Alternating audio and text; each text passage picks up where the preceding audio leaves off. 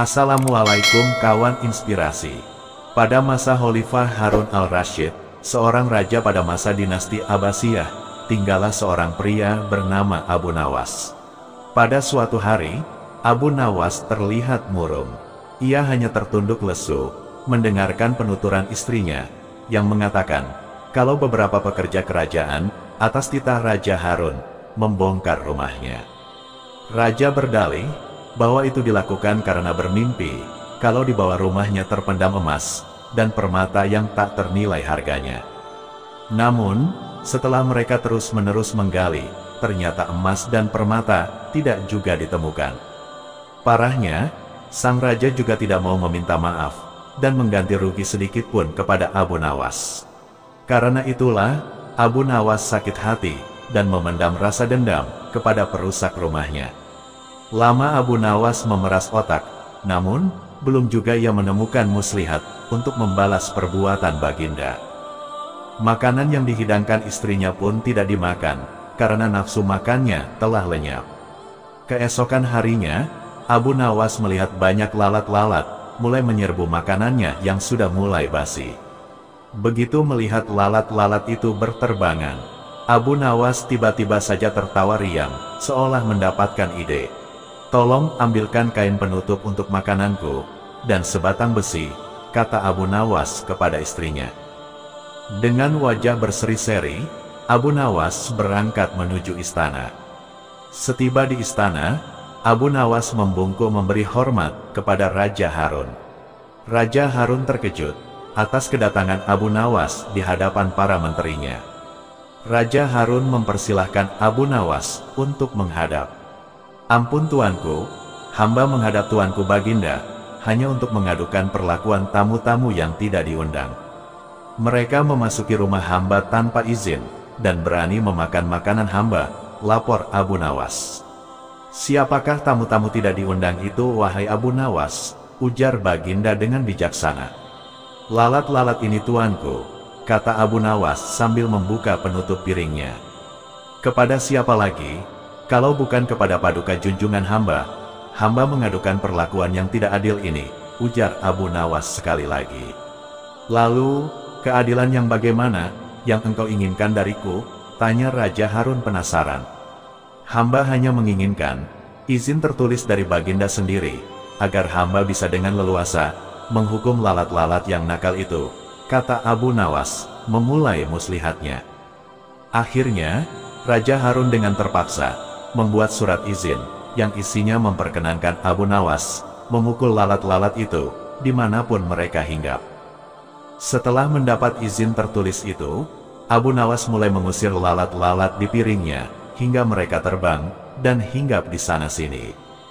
Dengan menggunakan tongkat besi, yang dibawa dari rumah, Abu Nawas mengejar, dan memukuli lalat-lalat itu. Ketika hinggap di kaca, Abu Nawas dengan tenang dan leluasa memukul kaca itu hingga pecah.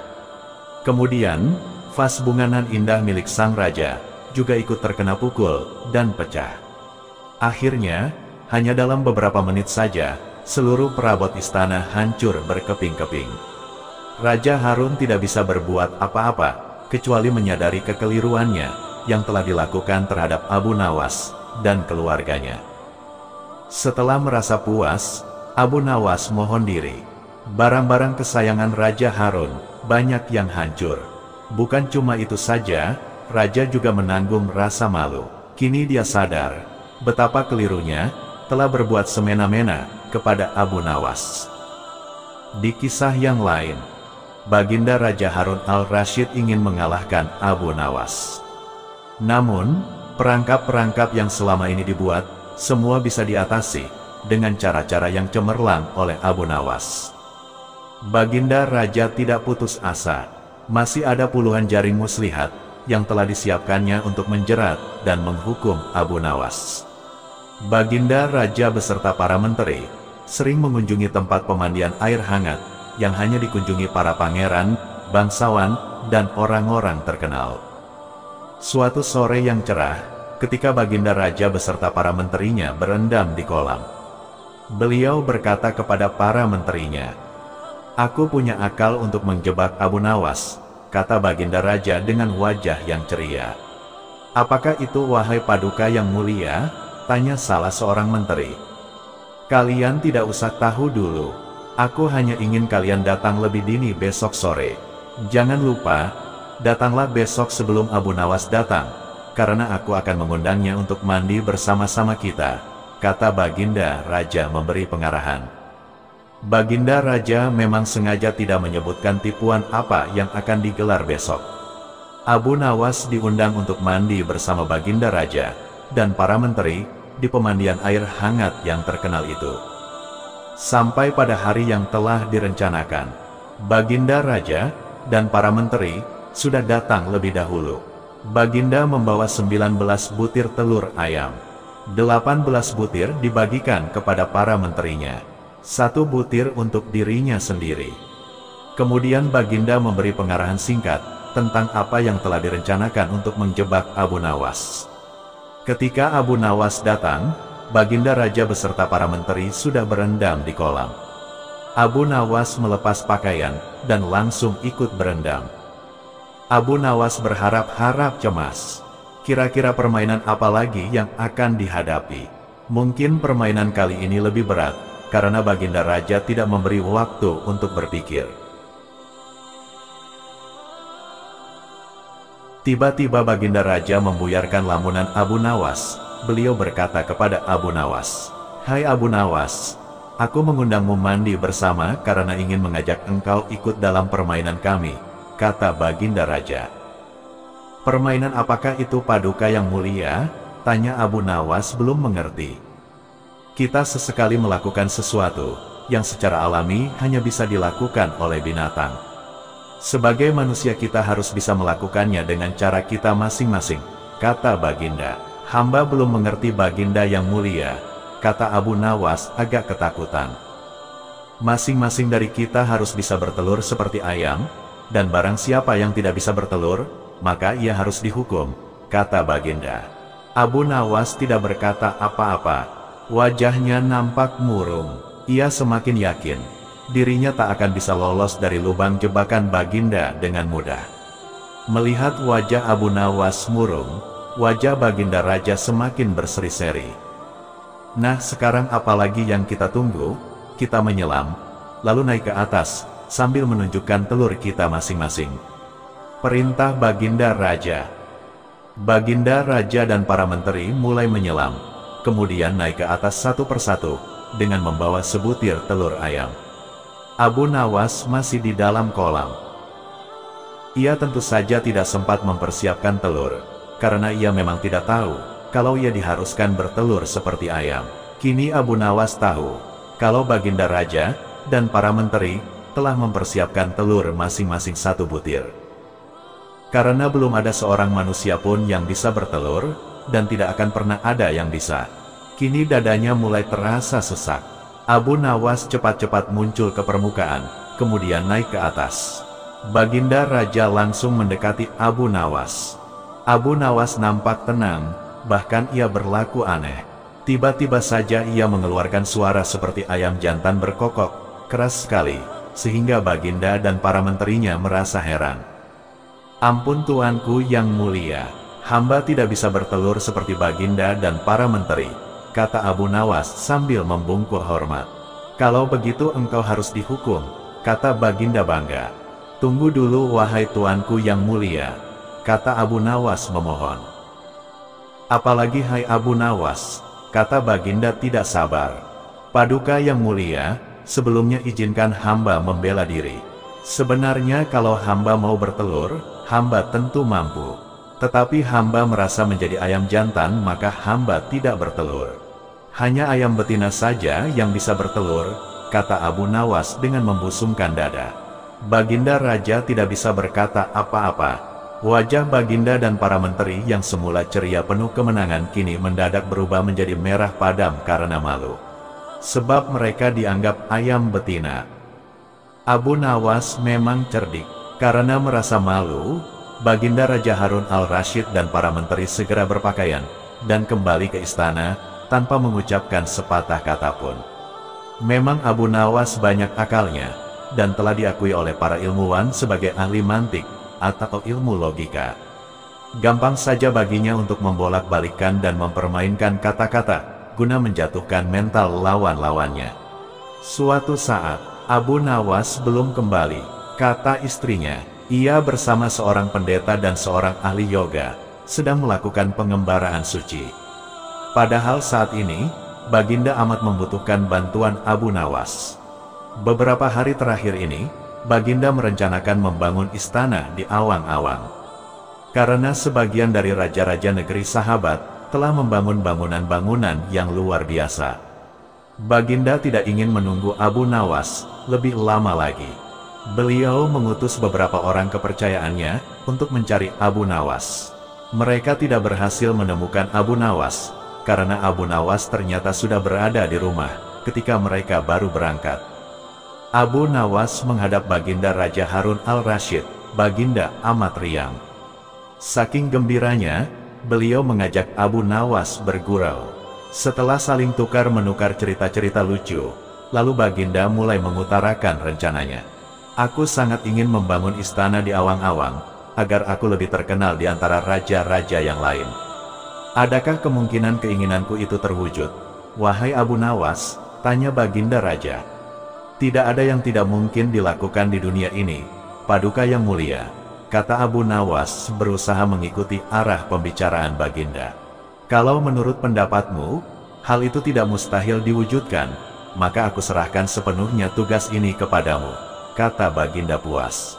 Abu Nawas terperanjat, ia menyesal telah mengatakan kemungkinan mewujudkan istana di awang-awang. Tetapi nasi telah menjadi bubur, kata-kata yang telah terlanjur didengar oleh Baginda tidak mungkin ditarik kembali. Baginda memberi waktu Abu Nawas beberapa minggu. Rasanya tak ada yang lebih berat bagi Abu Nawas, kecuali tugas yang diembannya sekarang. Jangankan membangun istana di langit, membangun sebuah gubuk kecil pun sudah merupakan hal yang mustahil dikerjakan. Hanya Tuhan saja yang mampu melakukannya, gumam Abu Nawas. Hari-hari berlalu seperti biasa, tak ada yang dikerjakan Abu Nawas, kecuali memikirkan bagaimana membuat Baginda merasa yakin kalau yang dibangun itu benar-benar istana di langit. Seluruh ingatannya dikerahkan dan dihubung-hubungkan. Abu Nawas bahkan berusaha menjangkau masa kanak-kanaknya, sampai ia ingat bahwa dulu ia pernah bermain layang-layang, dan inilah yang membuat Abu Nawas girang. Abu Nawas tidak menyia-nyiakan waktu lagi. Ia bersama beberapa kawannya merancang layang-layang raksasa berbentuk persegi 4. Setelah rampung, baru Abu Nawas melukis pintu-pintu, serta jendela-jendela, dan ornamen-ornamen lainnya. Ketika semuanya selesai, Abu Nawas dan kawan-kawan menerbangkan layang-layang raksasa itu dari suatu tempat yang dirahasiakan. Begitu layang-layang raksasa berbentuk istana itu mengapung di angkasa, penduduk negeri gempar. Baginda Raja girang bukan kepalang. Benarkah Abu Nawas berhasil membangun istana di langit? Dengan tidak sabar, beliau didampingi beberapa orang pengawal, bergegas menemui Abu Nawas. Abu Nawas berkata dengan bangga, Paduka yang mulia, istana pesanan Paduka telah rampung, kata Abu Nawas merendah. Engkau benar-benar hebat, wahai Abu Nawas, kata Baginda memuji Abu Nawas. Terima kasih Baginda yang mulia, kata Abu Nawas. Lalu bagaimana caranya aku ke sana? Tanya Baginda. Dengan tambang Paduka yang mulia, kata Abu Nawas dengan tenang. Kalau begitu, siapkan tambang itu sekarang. Aku ingin segera melihat istanaku dari dekat, kata Baginda tidak sabar. Hamba Paduka yang mulia, hamba kemarin lupa memasang tambang itu, sehingga seorang kawan hamba tertinggal di sana dan tidak bisa turun, kata Abu Nawas mulai berkelit. Bagaimana dengan engkau sendiri Abu Nawas? Dengan apa engkau turun ke bumi? Tanya Baginda. Dengan menggunakan sayap Paduka yang mulia, kata Abu Nawas dengan bangga. Kalau begitu buatkan aku sayap, supaya aku bisa terbang ke sana, kata Baginda. Paduka yang mulia, sayap itu hanya bisa diciptakan dalam mimpi, kata Abu Nawas menjelaskan. Engkau berani mengatakan aku gila sepertimu? Tanya Baginda sambil melotot. Ya Baginda, kurang lebih seperti itu. Jawab Abu Nawas tangkas. Apa maksudmu? Tanya Baginda lagi. Baginda tahu bahwa membangun istana di awang-awang adalah pekerjaan yang mustahil dilaksanakan, tetapi Baginda tetap menyuruh hamba mengerjakannya. Sedangkan hamba juga tahu bahwa pekerjaan itu mustahil dikerjakan, tetapi hamba tetap menyanggupi. Titah Baginda yang tidak masuk akal itu, kata Abu Nawas berusaha menjelaskan kepada Baginda Raja. Tanpa menoleh, Baginda Raja kembali ke istana, diiringi para pengawalnya. Abu Nawas berdiri sendirian, sambil memandang ke atas melihat istana terapung di awang-awang. Sebenarnya, siapa di antara kita yang gila? Tanya Baginda mulai jengkel. Hamba kira, kita berdua sama-sama tidak waras tuanku. Jawab Abu Nawas tanpa ragu. Begitulah Abu Nawas menghadapi permintaan Raja Harun al-Rasyid, yang terkadang tidak masuk akal, dengan jawaban yang cerdas. Pernah juga di suatu hari yang cerah, Raja Harun al-Rasyid dan para pengawalnya meninggalkan istana untuk berburu. Namun, di tengah perjalanan, salah satu pejabat kerajaan yang bernama Abu Jahil menyusul dengan terengah-engah di atas kudanya. Baginda, hamba mau mengusulkan sesuatu, kata Abu Jahil sambil mendekati sang raja. Apa usulmu wahai Abu Jahil? Tanya Baginda Raja. Agar acara berburu ini lebih menarik dan disaksikan banyak penduduk, bagaimana kalau kita sayembarakan saja? Ujar Abu Jahil dengan raut wajah serius. Baginda Raja terdiam sejenak dan mengangguk-angguk. Hamba ingin beradu ketangkasan dengan Abu Nawas, dan nanti pemenangnya akan mendapatkan sepundi uang emas. Tapi kalau kalah, hukumannya adalah dengan memandikan kuda-kuda istana selama 1 bulan. Tutur Abu Jahil meyakinkan Baginda Raja. Akhirnya, sang raja menyetujui usulan Abu Jahil tersebut. Hitung-hitung sayembara itu akan memberikan hiburan kepadanya. Maka, dipanggillah Abu Nawas untuk menghadap kepadanya. Abu Nawas pun segera menghadap Raja Harun. Ia diberi petunjuk panjang lebar oleh Baginda Raja. Pada awalnya, Abu Nawas menolak sayembara tersebut, karena ia tahu bahwa semua ini adalah akal licik dari Abu Jahil yang ingin menyingkirkannya dari istana. Tapi Baginda Raja Harun memaksa, dan Abu Nawas tidak bisa menolak. Abu Nawas berpikir sejenak. Ia tahu kalau Abu Jahil sekarang diangkat menjadi pejabat istana. Ia pasti mengerahkan semua anak buahnya untuk menyumbang seekor binatang buruannya di hutan nanti. Namun, karena kecerdikannya, Abu Nawas tersenyum riang. Abu Jahil yang melihat perubahan raut muka Abu Nawas menjadi penasaran dibuatnya. Mana mungkin Abu Nawas bisa mengalahkan dirinya kali ini? Pikir Abu Jahil dalam hati. Akhirnya, Baginda menggiring mereka ke tengah alun-alun istana. Raja dan seluruh rakyat menunggu siapa yang akan menjadi pemenang dalam lomba berburu. Terompet tanda mulai adu ketangkasan pun telah ditiup. Abu Jahil segera memacu kudanya secepat kilat menuju hutan belantara. Anehnya, Abu Nawas justru sebaliknya. Dia dengan santainya menaiki kudanya, sehingga para penonton banyak yang berteriak. Menjelang sore hari, tampaklah kuda Abu Jahil memasuki pintu gerbang istana. Ia pun mendapat sambutan meriah dan tepuk tangan dari rakyat yang menyaksikannya. Di sisi kanan dan kiri kuda Abu Jahil, tampak puluhan hewan yang mati terpanah. Abu Jahil dengan senyum bangga, memperlihatkan semua binatang buruannya di tengah lapangan. Aku, Abu Jahil, berhak memenangkan lomba ini. Lihat, binatang buruanku banyak.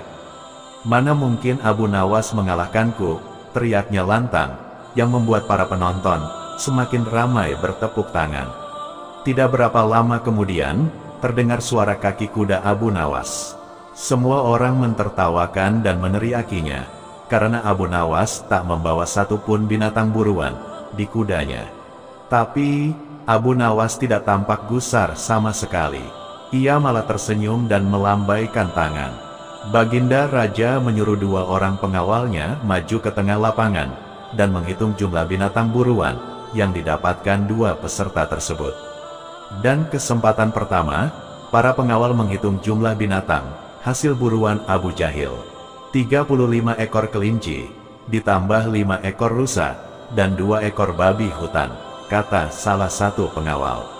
Kalau begitu, akulah pemenangnya, karena Abu Nawas tak membawa seekor binatang pun. Teriak Abu Jahil dengan sombongnya. Tenang, tenang, aku membawa ribuan binatang. Jelaslah aku pemenangnya, dan engkau wahai Abu Jahil, silahkan memandikan kuda-kuda istana. Menurut aturan lomba, semua binatang boleh ditangkap, yang penting jumlahnya, kata Abu Nawas, sambil membuka bambu kuning, yang telah diisi dengan ribuan semut merah. Jumlahnya sangat banyak Baginda, mungkin ribuan, kami tak sanggup menghitungnya lagi, kata pengawal kerajaan yang menghitung jumlah semut itu.